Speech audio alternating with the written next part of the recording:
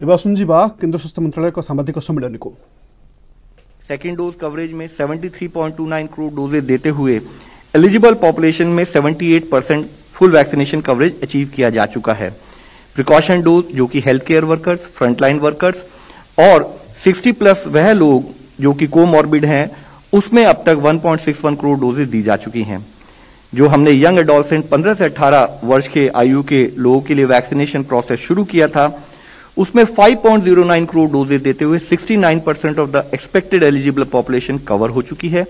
और एक माह बाद जब उनकी सेकेंड डोज ड्यू थी, उस कवरेज को भी देखें तो 1.05 करोड़ डोज देते हुए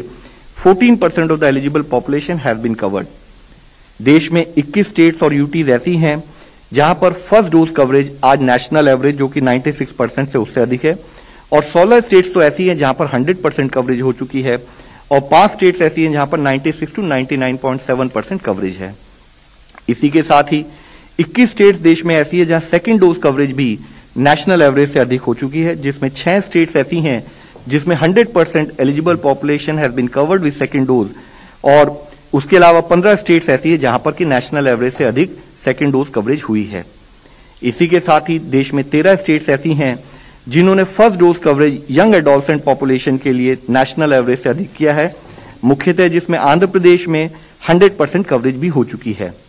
इसी के साथ ही 20 स्टेट्स ऐसी हैं जिन्होंने एलिजिबल यंग एडोलसेंट जो 15 से 18 वर्ष की आयु के हमारे यंग एडोलसेंट है, उसको सेकेंड डोज में भी कवर किया है,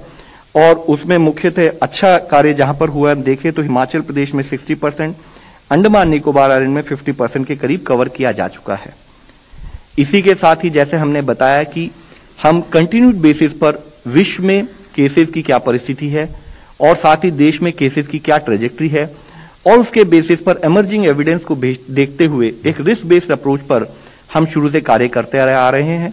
और जैसे जैसे हमने डिक्रीज इन केसेस और decrease in cases with in the country and as well as in the world note किया है, तो उसको संबंधित ध्यान में रखते हुए टेक्निकल एक्सपर्ट्स की गाइडेंस के तहत आज ही देश की इंटरनेशनल एवरेज की गाइडलाइन को रिवाइज किया गया है। यह गाइडलाइन हमने मिनिस्ट्री ऑफ हेल्थ की वेबसाइट पर भी डाल दी गई हैं, और इन गाइडलाइन के विषय में हम आपसे सबमिट करना चाहेंगे। तो हम देखें कि ये गाइडलाइन जो आज इशू की गई हैं, ये 14 फरवरी को रात को यानी कि 0001 आवर से लागू की जाएंगी। इसके मुख्य अंश हम आप सबके सामने रखना चाहेंगे। जैसे कि आप सबको विदित है,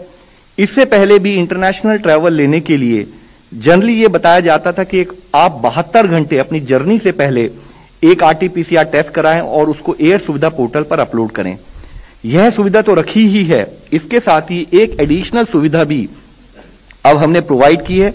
जिसके तहत वह देश जो आइडेंटिफाइड देश हैं जो कि देश की वैक्सीन को मानते हैं, कोवैक्सीन, कोविशील्ड वगैरह को मानते हैं, और ऐसे देशों की संख्या अभी 82 देश हैं दुनिया के, उन देशों की लिस्ट भी हमने अपनी वेबसाइट पर रखी है। तो उन देशों के से जो नागरिक आएंगे, अगर वह चाहें तो either they can go with RT-PCR testing report taken 72 hours before the journey, और वो नहीं तो अपना अपलोड कर सकते हैं वैक्सीनेशन सर्टिफिकेट भी for the complete primary vaccination schedule. यहां हम ये हाईलाइट करना चाहेंगे, प्राइमरी वैक्सीनेशन शेड्यूल मींस कि जैसे एक पर्टिकुलर वैक्सीन जो है, अगर वो 2 डोज है, तो अगर आपने उसकी 2 डोज ले ली हैं तो तब हम उसको मानेंगे कि आपने प्राइमरी वैक्सीनेशन शेड्यूल कवर किया है। किसी पर्टिकुलर वैक्सीन की सिंगल डोज भी हो सकती है, उसकी 3 डोज भी हो सकती हैं। तो जब आप उसका प्राइमरी वैक्सीनेशन शेड्यूल कवर करेंगे और आप आइडेंटिफाइड कंट्रीज से अगर ट्रैवल कर रहे हैं,